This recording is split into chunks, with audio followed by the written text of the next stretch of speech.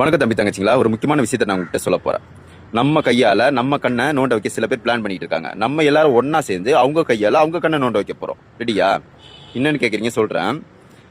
நல்லா நோட் பண்ணி பாருங்க. ஒரு வாரமாவே பிரச்சனை மேல பிரச்சனை வந்துட்டு இருக்கு. விஜய் சார் மேல தப்பு போட்டுட்டு இருக்காங்க. ஆனா இந்த பிரச்சனை எப்போ ஆரம்பிச்சிச்சு? விஜய் சார் மொத்த அமைச்சரையும் பதவியில் உட்கார வச்ச உடனே பிரச்சனை ஆரம்பம். முக்கியமா குளத்தூர்ல கரண்ட் இல்லாம போச்சு, தண்ணி இல்லாம போச்சு, மக்கள் ரொம்ப கஷ்டத்துக்கு ஆளானாங்க. நல்லா நோட் பண்ணி பாருங்க. அந்த தொகுதியில முன்னாடி யார் எம்எல்ஏ இருந்தாங்க, யாரு அங்கே தோத்து போனா உங்களுக்கே தெரியும். விஜய் சார் பதவியில் உட்காந்து 12 நாள் ஆகுது. விஜய் சாரால உடனே ஆக்ஷன்லாம் எடுக்க முடியாது. ஏன்னா என்ன நடந்துச்சு ஏது நடந்துச்சு யோசனை பண்ணி பொறுமையாக தான் அது சரி பண்ண முடியும். கரெக்டு தானே? ஆனால் அங்கே இருந்த எம்எல்ஏக்கு மொத்த பேரும் கைக்குள்ளே இருப்பாங்க. நீ கரண்ட் ஆஃப் பண்ணுன்னா ஆஃப் பண்ணி தான் ஆவாங்க, தண்ணி ஆஃப் பண்ணுன்னா ஆஃப் பண்ணி தான் ஆவாங்க. கரெக்டா? இந்த தப்பெல்லாம் தூக்கி விஜய் மேலே போடுனா போட தான் செய்வாங்க. அதே மாதிரி பெண்களுக்கு பாதுகாப்பு இல்லாமல் போயிடுச்சு. சின்ன சின்ன குழந்தையெல்லாம் ரேப் பண்ணி கொள்றாங்க.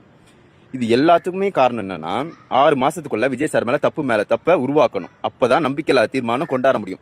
எவ்வளவு ஸ்ட்ராங்கான தப்பை நம்ம விஜய் சார் மேல போடுறோமோ அவ்வளவும் விஜய் சாருக்கு பதவி கேன்சல் ஆகிறதுக்கு 100% வாய்ப்பு இருக்கு. அதே மாதிரி மக்கள் எல்லாரும் சேர்ந்து தான் விஜய் சார் ஜெயிக்க வச்சாங்க. கரெக்டா? முக்கியமா குழந்தைங்க. அவங்க பிளான் என்னன்னா, எந்த குழந்தைய வச்சு நீ ஜெயிச்சியோ, எந்த மக்களை வச்சு நீ ஜெயிச்சியோ அந்த மக்கள்கிட்டயே உனக்கு கெட்ட பேரை வாங்க வச்சு அங்கேயே உனக்கு தோக்கடிச்சு காட்டுறது தான் அவங்க பிளான். அதெல்லாம் நம்ம புரிஞ்சுக்கணும். ஏன்னா நல்லா நோட் பண்ணி பாருங்க. ஒரு வீட்டை கட்டணும்னாவே ஒரு 3 மாசம் 4 மாசம் ஆகணும். அதே மாதிரி ஒரு ஸ்கூலுக்கு போனா உடனேலாம் டிகிரி வாங்க முடியாது. 50 வருஷமா 2 கட்சிக்காரங்க நாட்டையே கெடுத்து வச்சிருக்காங்க. விஜய் சார் 12 நாள் தான் ஆகுது பதவியில் உட்காந்து. அவர் இன்னும் ஏதுன்னு கண்டுபிடிக்கவே 1 மாசம் 2 மாசம் ஆயிரும். கண்டுபிடிச்ச பிறகுதான் அந்த பிரச்சனையை தீர்க்க முடியும். கரெக்டு தானே? நம்ம கொஞ்சம் யோசனை பண்ணுங்க. நம்மளை வச்சு சில பேர் ஏமாத்த பாக்குறாங்க, நம்ம மூலியமா அவங்க ஜெயிக்க பாக்குறாங்க. அதை நம்ம விடக்கூடாது. இவ்வளவு நாள் கஷ்டப்பட்டதுக்கு அர்த்தம் இல்லாம போயிடும். நல்லா யோசனை பண்ணுங்க.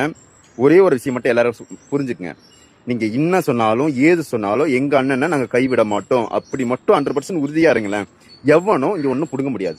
நல்லா யோசனை பண்ணி பாருங்க. 2.5 வயசு குழந்தைய டிஎம்கே கார ரேப் பண்ணி கொண்டான். அப்ப ஏன் முக ஸ்டாலின் சாரும் உதயநிதி சாரும் எடப்பாடியும் இப்ப சில பேர் பேசுறாங்க ஏன் அப்ப பேசல?